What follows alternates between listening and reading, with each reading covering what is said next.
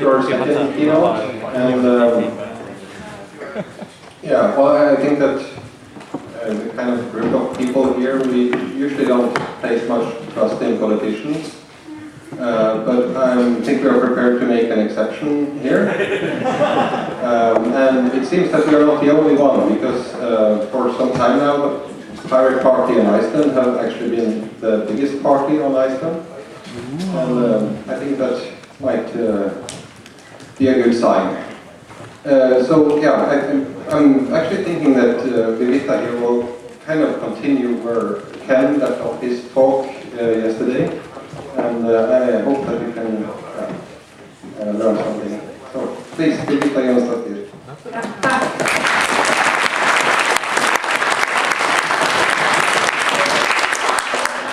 Yeah, hi. I had once lunch with Richard Stallman.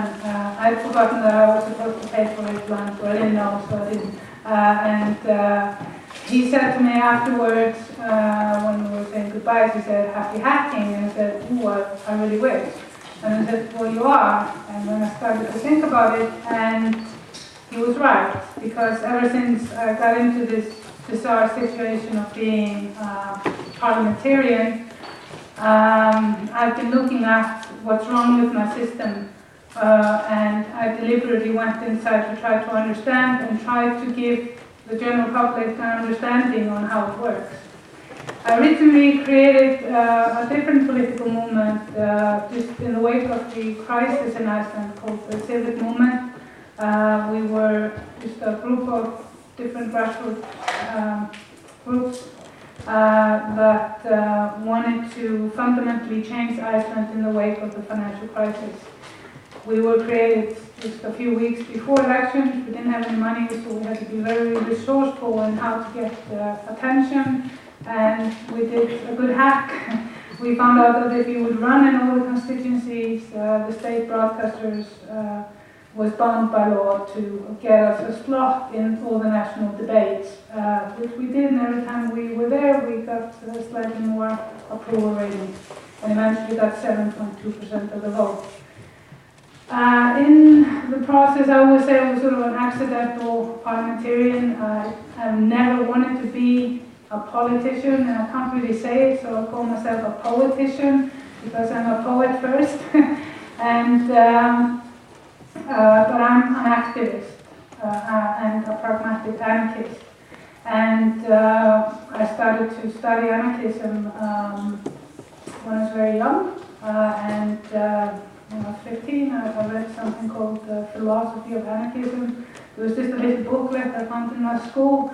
And I thought it was fascinating, this sort of idea that we would take some responsibility in our societies and help co-create them. And so that's something that's always driven me. I was part of the punk movement. I actually lived here when I was 19 in Göteborg with our fellow punks. And I actually met my best friend just where the statue is over there with the fish. And so in the philosophy of anarchism and punk, it was very much do-yourself attitude, or at least in Iceland. And I think I was very inspired by a band called Crash, C-R-A-S-S. And if you've not studied them, they've had some very interesting experimentation with art and community.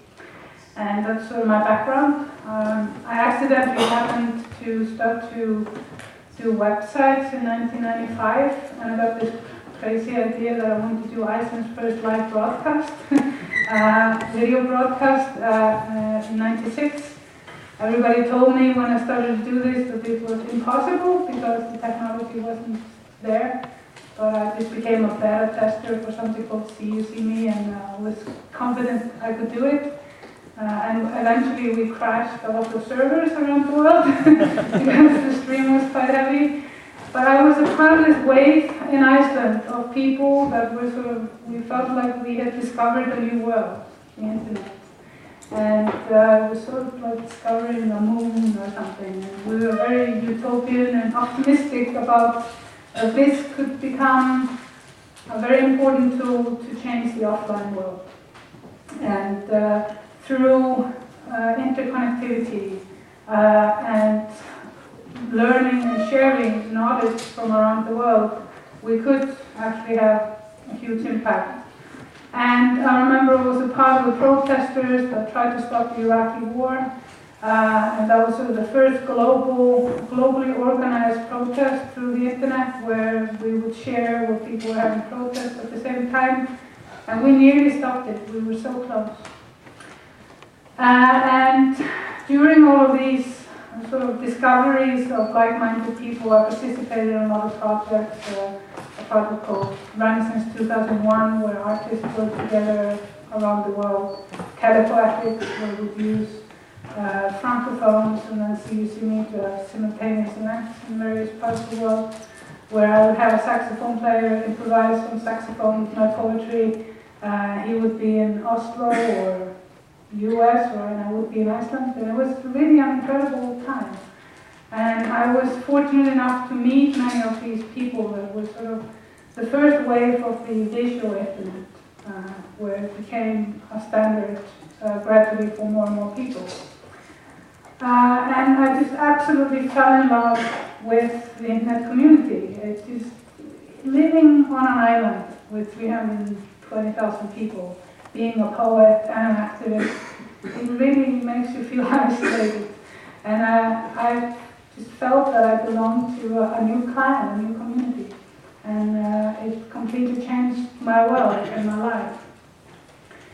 So that's sort of my background, and I was also always an activist and helping encourage activists from around the world to come to Iceland to help us stop a big dam that was being made in the east of Iceland. It's called Saving Iceland, and we sent out an SOS distress signal, and that's the first sort of direct action activist to come to Iceland in 2005. And then I was told that because of my activism by people that thought they knew how the future would develop, that I would never have a chance to do anything important in Iceland after that. And they were wrong. So in the wake of the financial crisis in Iceland, we realized that much more had failed than just the banking sector. We realized that everything we had put our trust in had failed us. The academia, the media, obviously the politicians, the institutions like the financial regulatory institution and so forth. So it was this huge wake-up call and a massive crisis. I mean, it's the third largest recorded banking collapse in the world ever. And so we were really rattled, and I have to admit that I really like crisis. It's the only time you can get fundamental change through. And you know it, that if you had your own personal crisis, something, happened in your personal life, it's usually a time where you can catalyze into doing finally something you felt you needed to do to turn your life around.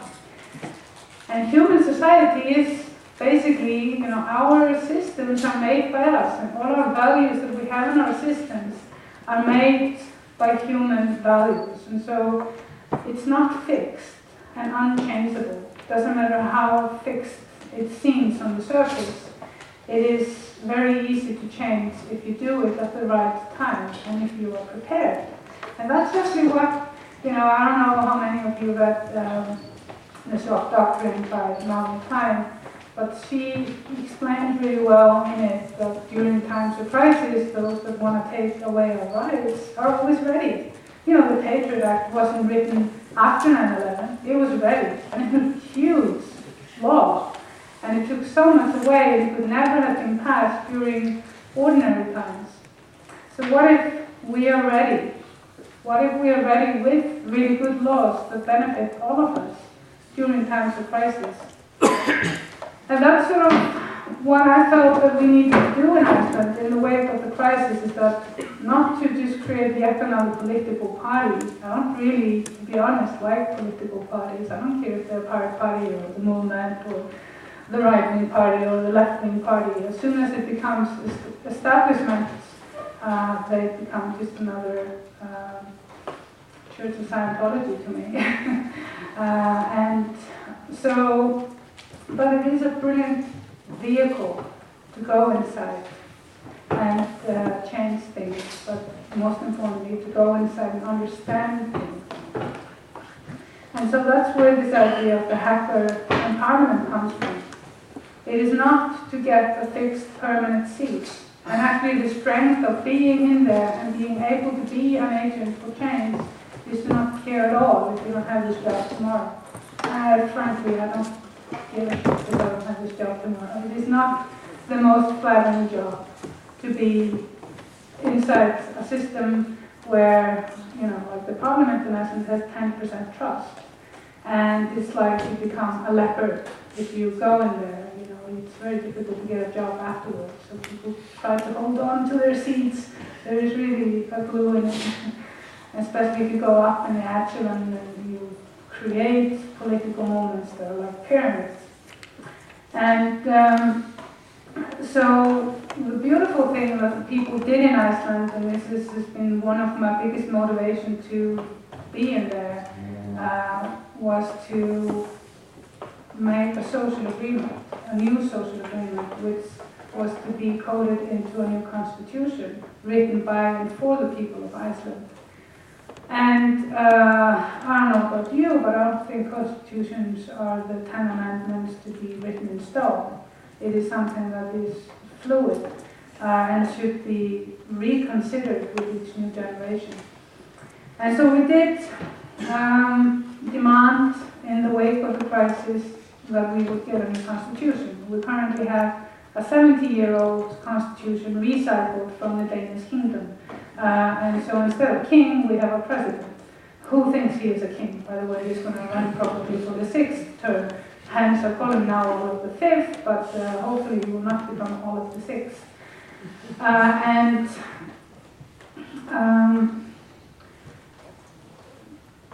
The interesting thing was to see what happened once, you know, we managed to get the constitutional parliament. We managed, which somebody tried to destroy from the old power families by actually taking it to court and say it was not valid, which they actually won the court case on technicalities, and so we had to call it the Constitutional Council.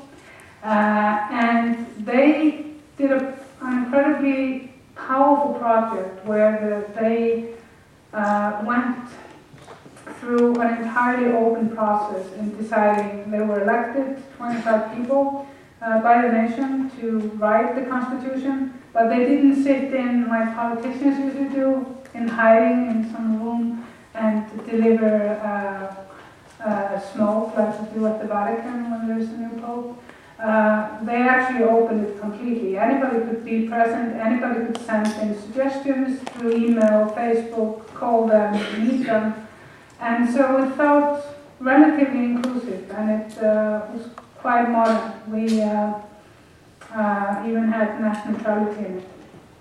And so the disappointment when it was not acknowledged that the parliament had actually invited the Icelandic nation to come and vote if they wanted this new constitution, and the majority of Icelanders said yes, and then it was put into a coma by the people in power. And I did, I did something that still makes all the leaders, the other parties, really pissed off at me. When they were doing the horse trading about taking away the constitution, I recorded it, and I have only let 2 people listen to it. The former leader of the Social Democrats who really wanted the constitution, and my colleagues in the movement, and the other MPs. And it just, it was havoc in the parliament, and at least now people know that they were willing to trade the constitution out. But I did something interesting very early on. After I got elected, I was the only geek in Parliament, and so I was invited to speak at a conference organized by the Digital Freedom Society in Iceland. And at the same conference, there were a couple of guys speaking that were literally unknown except in the geek circles, called Julian Assange and Daniel Domscheit-Berg, who were from this organization that very few had heard of called WikiLeaks. And they were talking about this idea that apparently John Perry Barlow had discussed a year earlier about making Iceland should rise up from this crisis as a Switzerland of bits, a safe haven for freedom of information, expression and speech with a strong focus on digital privacy. Didn't talk much about the digital privacy back then because, you know, tinfoil hats was usually the term of those that tried to talk about it. And I thought it was a really great idea, and I said, look, let's do this. And so we started to work on this idea, and I made a resolution tasking the government to change 10 different laws in 4 different ministries to bring Iceland into the 21st century in regard to these laws and make a safe haven for freedom of information, expression and speech. And I don't know what happened, but I got it through the parliament with a unanimous vote, and then the government started to work on it, but being governments and politicians, they were very slow. And so we have not implemented all the laws, but I made so, and I somehow managed to convince the new government that, because they had their names on it, that they had to carry on with the work. And so we finally have a really kick-ass steering group that's writing the laws, and actually looks like we might be able to get rid of data retention. So I managed to stop actually the EEA data retention request twice. So Iceland has never taken in that European Economic Area ratification of it. And that just shows that it's important to have people that understand the implications in Parliament. We really need to get people inside that understand what data retention really is, what metadata is. And we, most importantly, need to explain it in terms that ordinary people understand. So, you know, please never say metadata to ordinary citizens. Call it, you know, digital persona or something like that. We have to be creative to help other people understand what we know. Anyway, so we have now in the new women's steering group in the Ministry of Culture that is overseeing all the other ministries, the former head of the privacy watchdog in Iceland, and somebody from the IMI Institute, which I created to make sure we get the laws done. The IMI Institute is really tiny, and we just found out that we have to sack our only staff because we can't find money. We really suck at that. But we still carry on the work in making sure that it will be done. The disturbing part is, though, I just discovered recently that you know, there are data centers in Iceland, which probably some of you have heard of. One is called Verne Holding. And I discovered on the website that they are using my name and IMI as if the laws have been passed, and urging people to host their data in Iceland without all the safeguards that are supposed to be in the IMI legislative set. Very disturbing.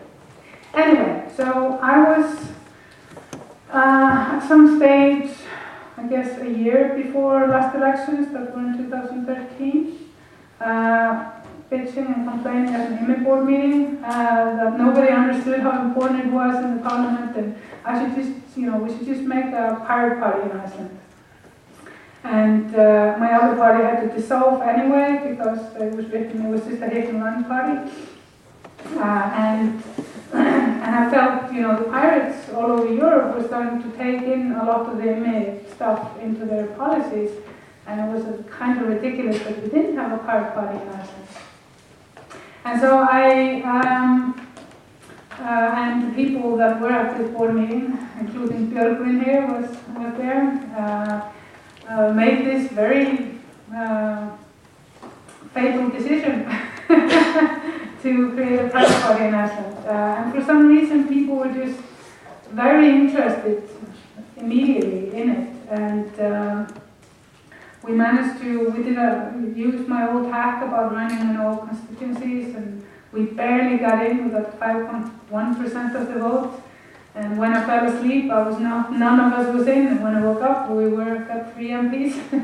And I think it's the first time that we got a parliamentary group from the Pirate Party. And I really like the idea of the Pirate Party sort of in a similar spirit as the Green Movement was a few decades ago.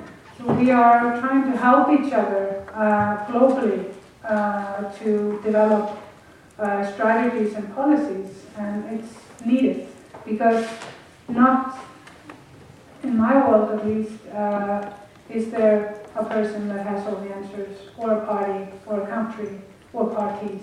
We have to seek wisdom from the collective. You know, the wisdom of the many is usually much more thorough than the megalomaniac hubris of one person believing they have all the answers.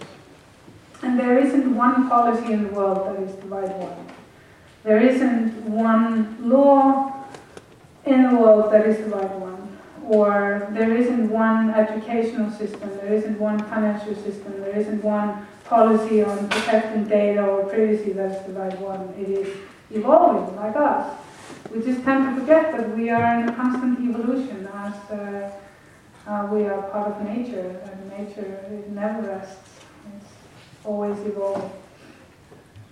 Anyway, so we got into Parliament, the Pirate Party, and I was lucky enough to get one MP who is a programmer, and so we have now 3 geeks in Parliament.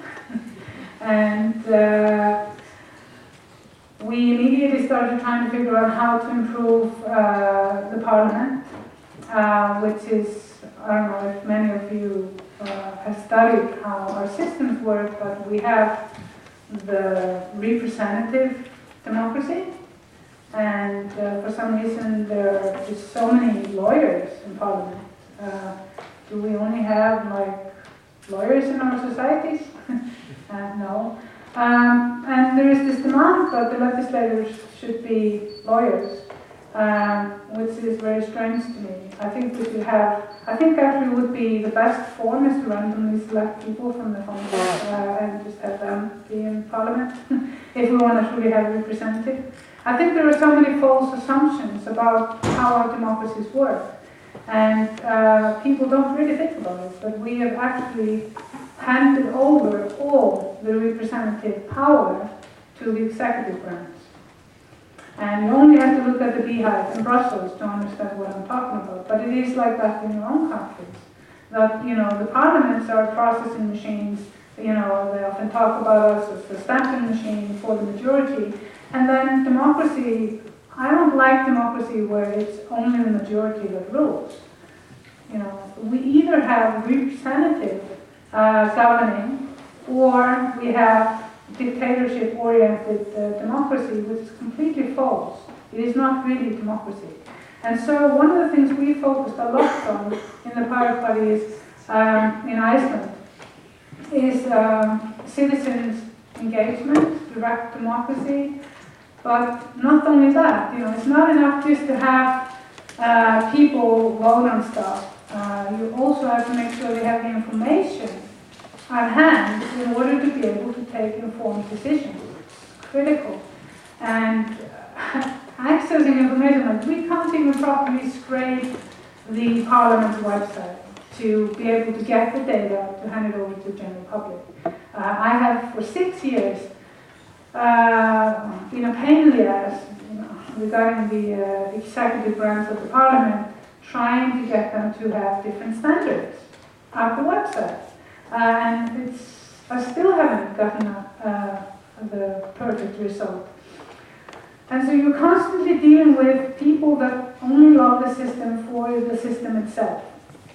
And they don't really care. They're defending the system. You have it everywhere. You have to go and deal with social benefits or something. And you come into this Kafkan dream or nightmare where, you know, if you don't fit exactly within the form, you fall through the holes. And we see it in every aspect of our societies, and that, I think, is one of the reasons the Pirate Party is now in Iceland been having, for 7 months straight, more than 30% in the opinion polls, which is more than both the governmental parties put together. And so we are more popular than the government in Iceland time and time again. And we are still this 5% party, and with only 3 MPs, and even if we are popular, we are not trying to speak into it. So I actually brought forward a really radical idea when we started to go above 20%. I said, and you know, to be honest, I am an intuition politician. I am not big on strategies. I just sort of follow my gut and my heart, and it usually works.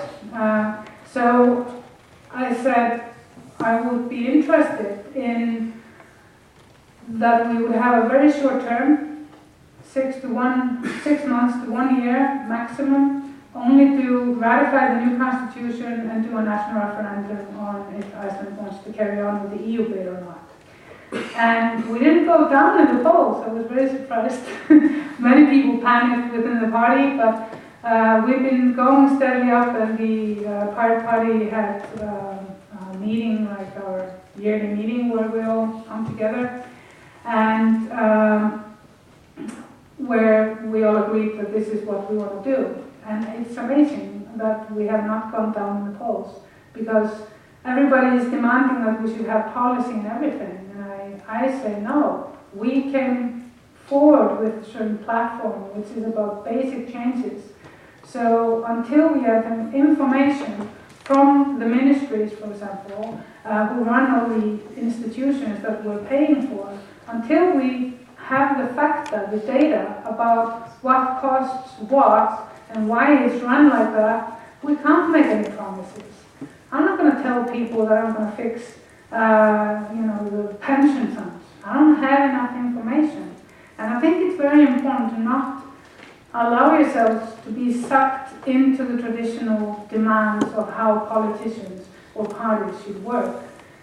We want to change the system. So one way of trying to change the system is to go inside the ministries. Let's say if we would get enough support, then we can go inside the ministries, and it's not about getting, the most powerful people in the party to go inside the ministries. I don't care about that. Everybody's saying I should become a prime minister, and it's like, no, I don't want that. I want to fix the system as much as I can. And so the great challenge is actually now we have to get people that traditionally think about politics in the way that's a hierarchy, and that you should go in and work with the others in the same way as always been done. You see what happened to the German Greens. They had a flat structure, and then they became a part of the establishment. So I'm not interested in seeing the Icelandic pirates or the pirates around the world to go into that. We don't need more parties. We have enough parties that become establishment, and where people start to worry if they have a job or not. That is not how I see the pirates should be working. We should really go inside the systems, analyze them, and we already know that the result after that analytics is that the system has outrun itself, and that we need to create new ones. So the challenge for you guys is that, can you start to think about how you would like to have different systems? We've talked about basic income, for example, a lot. And I think it's a fascinating way of dealing with the happy news, for me at least, that we don't have to work so much, because we can have robots do it for us. And so why are we always demanding that we have longer work weeks? And why are we always demanding that we have systems that are built around 9 to 5? Who the hell invented 9 to 5? It's crazy. Like traffic clogging, making children wake up, and teenagers at really bad hours when their brains are not functioning. Why haven't we changed basic stuff like that? And how would would we like to change it? I mean, how would we like to change the financial systems, the healthcare systems? Do we have any information that we can make actually informed decisions about how we want to change the system? So I would encourage you guys, if you're interested in systems, and if you feel that the systems we live in today are like trying to run Linux on Mac SE, it's not going to work. Then, what do you want instead? And how do you see yourself in 25 years? How do you want the society to be in 10 years, in 25 years? Your responsibility. There is nobody going to do it for you. I'm not. No fucking way. I just want to go back and write poetry, which is a beautiful quote. Anyway, so I'm going to just take one example of a nice recent legal hacking, and then I'm going to do Q&A. So one of the things we discovered is that there are all these international events that parliamentarians come and do stuff that then eventually nobody knows about. I discovered that there is something called the International Parliamentary Union, and I sort of never really paid attention to what the hell is that. It's been around since 1889. And I discovered it because when the US government tried to legally hack into my Twitter metadata and my messages, that there is something called a Human Rights Committee for Parliamentarians. And I was the first European parliamentarian to have a case brought there for a long time. And, obviously it's important for many different parts of the world where parliamentarians basically vanish or are killed, or their freedom of expression thwarted. But it was an interesting case and an interesting platform. You have people from 166 countries there. The United States left because the Republican Party don't want to spend money on international work together. Can you imagine how awesome it is to be in the same room as parliamentarians? And it's actually a very brilliant platform because the parliamentarians do not work on party lines, they work geopolitically. And so you can have people from entirely different parties from the same country working together there. Anyway, so I'm like sitting, I was asked to explain my case to the parliamentarians, and I said, how many of you have smartphones? And they all had. And then I said, okay, so you've now been in the same room as I twice in 2 days. So if you have seen the Snowden revelations on the Guardian website, where it shows the different tiers or the different layers of how they make surveillance, you are all under special surveillance because you just happen to be in the same room as I. You're just unfortunate enough to be in the same room as I a few different times. And it got them thinking. And these are the people we need to get to think about these things. And so I thought, okay, I'm going to ask if I get elected again to be a member of the IPU, the Icelandic delegation. I was just a guest there, a victim. And I found a guy that I've been working with, who's working on a program for nuclear disarmament. He's not a parliamentarian, just an enthusiastic person. He's figured out a really good hack. So what he does with this global network of parliamentarians is that he hooks himself onto all international parliamentarian work. So he goes to the NATO Parliamentary Assembly, the IPU, and the Council of Europe, where you can find all the parliamentarians in the same spot. So he's managed to create a really powerful network, but he also found a way to hack into the IPU. So he got on the agenda nuclear disarmament, and I went to him and said, look, can you help me? How should I find a way? I want to have a debate on this at the IPU. And he told me the obvious thing. You have to know the staff. They are always here. And so I started to talk to the staff about procedures. It's very complicated, like, 1,000 people at these meetings, and many of them are not the same. So I asked, can I have like, I put an item, I didn't really prepare for it, just took the first part of the Snowden interview in Hong Kong, where it says there are 3 things you need to change in order to have privacy. You have to have, you change local laws, global laws, and then of course encryption. And I thought I could do 2 or 3.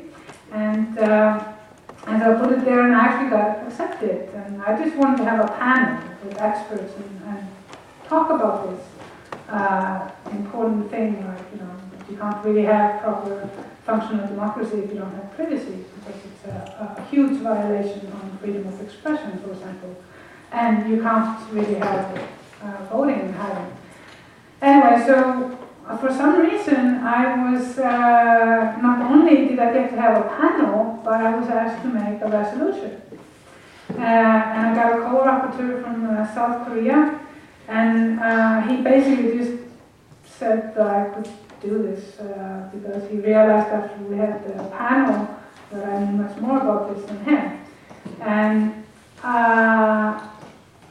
And so also, one of the things I realized, that all these resolutions were written in these different Council of Europe, blah, blah, blah, they're not written by the parliamentarians, but the people that are working there. So I just said to the staff, I'm just going to do this.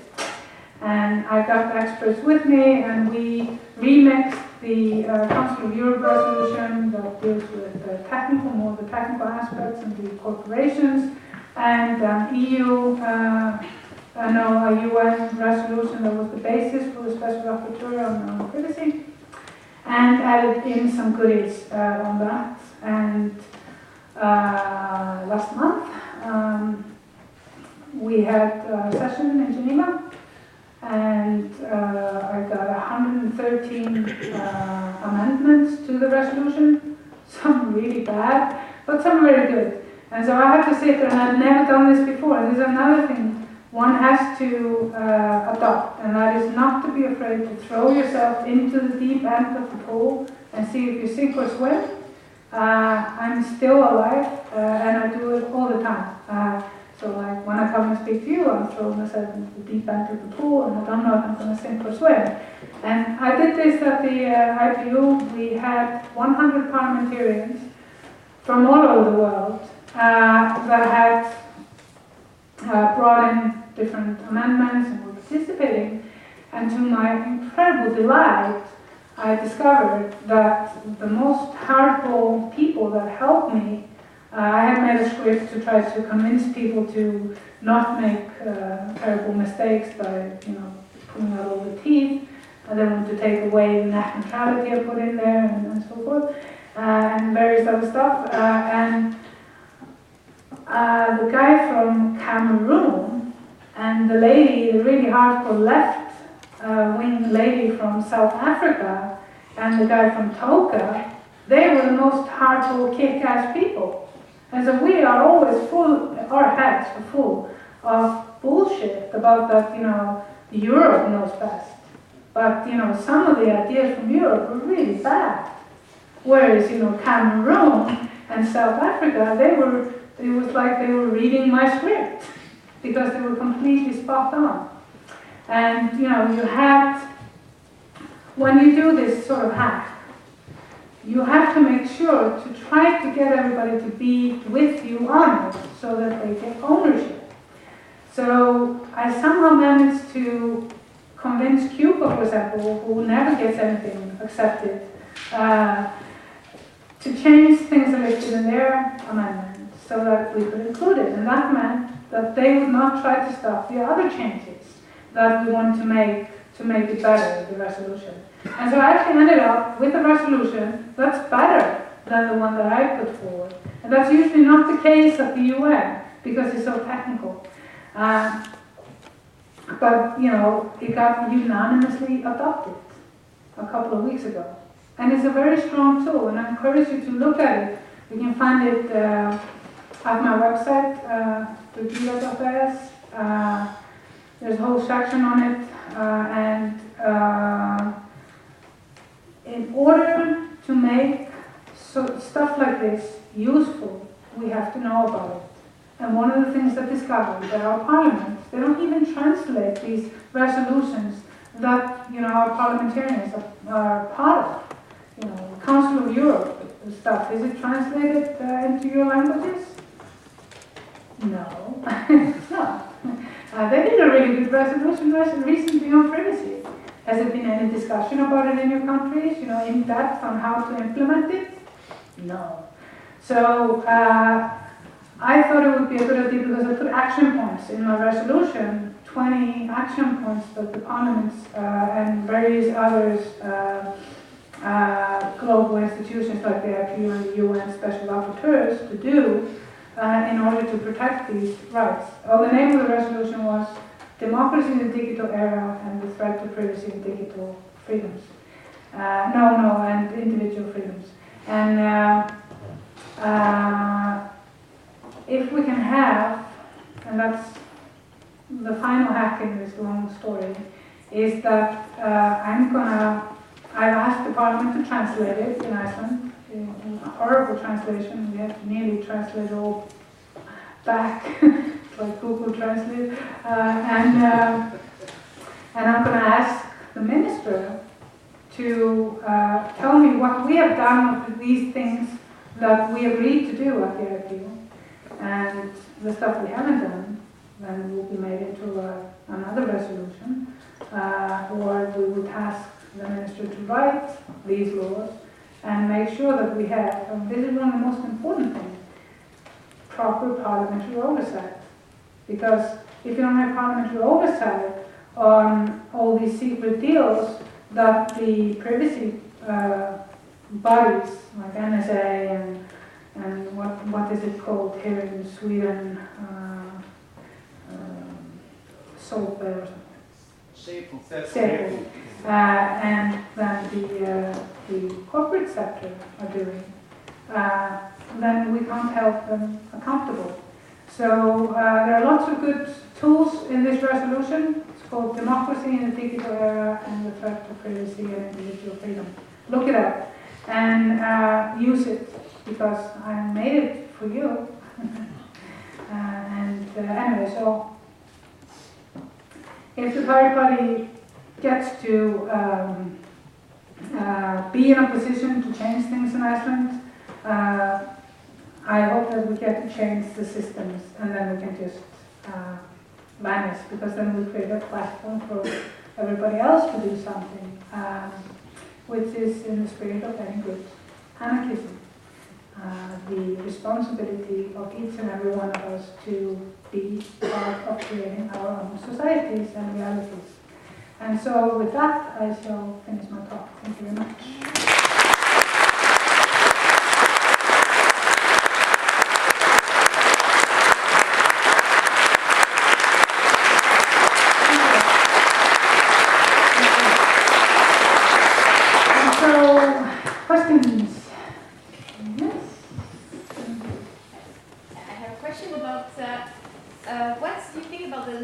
Democracy. There are some experimentations, especially I think about Argentina, the web party. Have you already experimented things in that, and what do you think, or do you think about implementing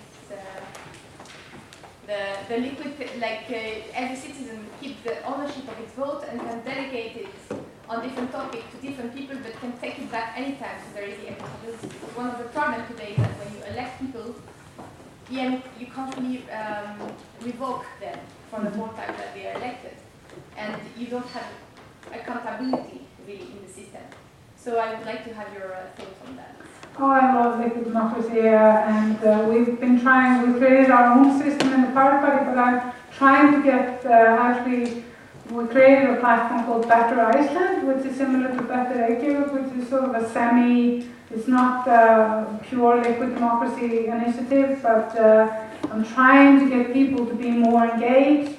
One of the things I'm worried about liquid democracy is that there's been no proper studies on, if you would only get, like, let's say you have Russell Brand, who's really popular, and then would he get, should there be would he be getting, or the famous people, a lot of responsibility So the process of being able to revoke it is very important. That it's, so we need to do more experimentation and tests and trials with it. I've been a part of, and I forgot to tell you about that. So I've been a part of, through the IMI Institute, a project called Decent, which is about creating a decentralized,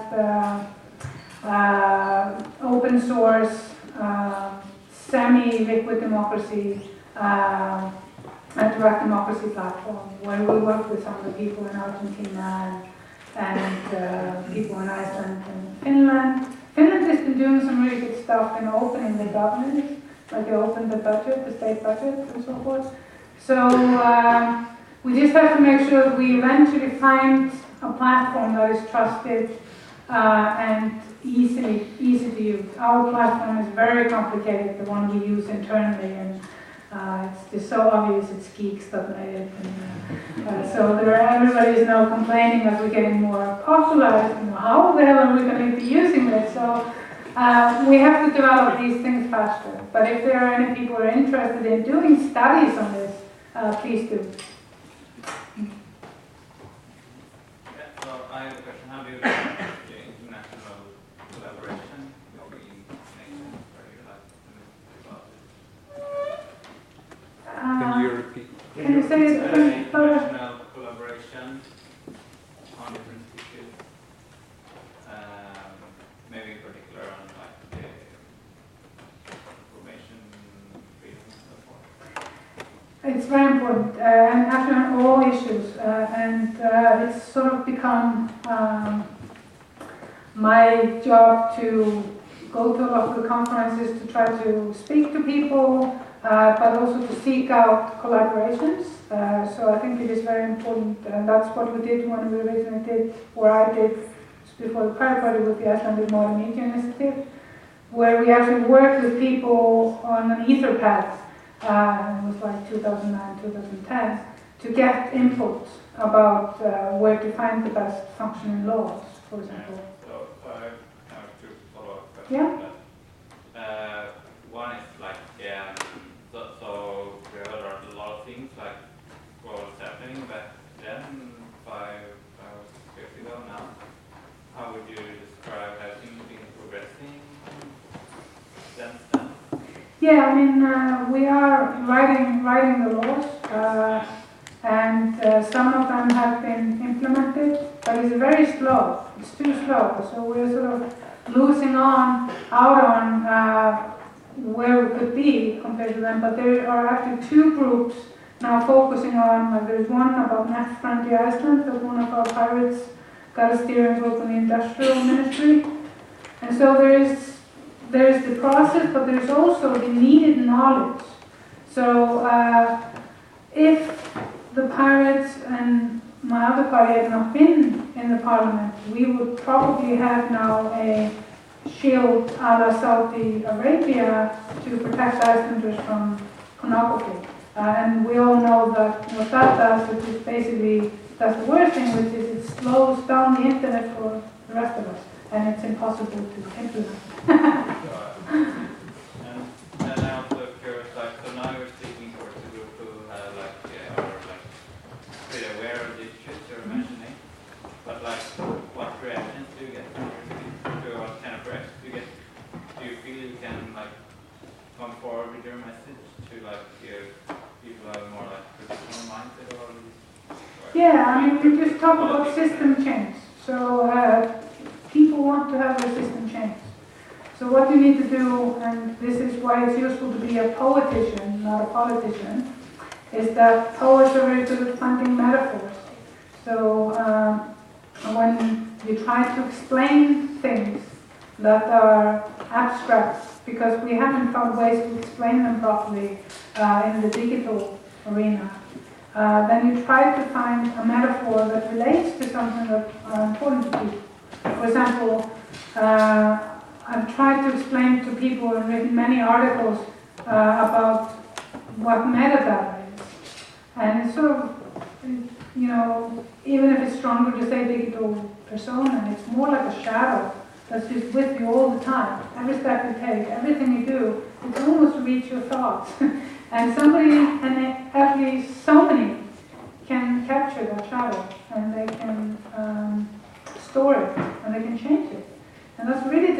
and once you start to explain that to people, you explain to them, would you, if you were going to a country where there is malaria or AIDS, go unprotected? Would you not take a lot of condoms with you if you're going to have sex?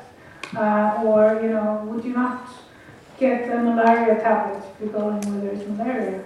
And so we go inside our digital world where we know it's like it's so much, so many viruses and yucky stuff and Trojan horses and we don't lock the door. You know, we just we keep it open. It's like 1, 2, 3, 4, 5 passwords. You know, so we're still learning. It's in a transformative, evolutionary stage. So it's the responsibility of people who know is to try to explain it to those who don't. You know, in a poetic way. Yes. Yes, hello. I'm involved in the Norwegian Pirate Party, and I'm really glad to hear you speak. It's been a great inspiration to us. And a question: what is the key to success? What did you do in Iceland? Why did you found it to succeed? It's so much better than all the other pirate parties, especially in Norway. It's timings. It's, you know, again, intuition plays a very big role in it, and timings and understanding that we should use what we're good at. And one of the things, all pirates that I've met are really interested in direct democracy, to use these tools, you know, to implement Buckminster Fuller's idea of telephone voting in 1940, and to have a broader platform. It is not an internet party. You know, I think that there is too much reference to the, and like in particular in Sweden, to Pirate Bay. We defend, you know, torrenting and so forth, or we defend that people should not be punished for it, but it's not our main thing. And so we're not the automatic people that always get to go on TVs to discuss it, if you know what I mean. So we're not in a box. We are not allowed the box to consume us. That's one of the reasons. I think another reason is we've been lucky with the MPs because we have the spotlight and we've been able to just be ourselves. We avoid fighting publicly. Just like, you know, you don't really, if you have a family, you don't go out in the street to fight. You usually just keep it at home. So all these Twitter flame wars and various other wars between people about small things, we try to avoid it. And I mean, but we've opened it a lot as well. It's very open. After our meeting, anybody could come when we are annual meeting. Would you say that you have a hierarchical structure in No. the party? No. So you don't have a strict control over the members. But you still manage to keep these things locked? Yeah. I mean, I of course come from this anarchistic background, right? And I was very inspired by the horizontal movement in Argentina. And so when I created the other party, I changed it into a horizontal party so we don't have particular leaders. It's only symbolic. And the most important thing is never, never, never, you know, embrace or become the power that is given to you. And you have to have unbroken people to go inside there. People have to be, you know, not easily breakable. So you have to have a good variety of young people, old people. I mean, we will this month become a women's only party because we have 2 female MPs and Helki is going to go on a break and his substitute MP is a female, so it'll be a women's only party. Yeah, I'm curious, as you're criticizing the so-called like representative dictatorship thing you're talking about, and about how Democratic. democracy, and how you're more for the direct democracy of things. I'm curious as to how the crisis in Iceland has affected the autonomous part of the activist movement, like that is outside the parliament and outside of the establishment in a way. Has that movement been growing in some way after the crisis? No, I mean, it's like as soon as people don't worry too much about their livelihoods, the people, you always have a small core of people that are the activists, right? And it's usually the same people that protest about just about everything. You'll find, it's just the way it is. And then in a crisis, I remember it was like this before the Iraq War, all of a sudden you had all these people they'd never seen before protesting. It was like, whoa! and offering to volunteer. And the same was in the wake of the crisis. You all of a sudden had all these different people that wanted to be a part of this demand for change. And then once they didn't have to worry anymore, they sort of just went back into the status quo. And so with more easier platforms like Liquid Democracy and the Back to Reykjavik platforms and so forth, you're trying to pull them through where they are day to day. Allowing them to sign in through Facebook as much as we hate it, and so forth. And unfortunately, Facebook has become the biggest pirate chat room ever. It's terrible. And I've tried to do something about it, but I'm just so old. No, it's just, but we have, with the negative aspects of it, the pirate chat on Facebook, or it's like this group, it's become the most engaged debate place where even members of other parties have asked to be in it and people are assistant to ministers and so forth, and journalists and hardcore supporters of the parties that we really don't like. And it's very interesting, but you can't really take it seriously, and I don't spend much time there.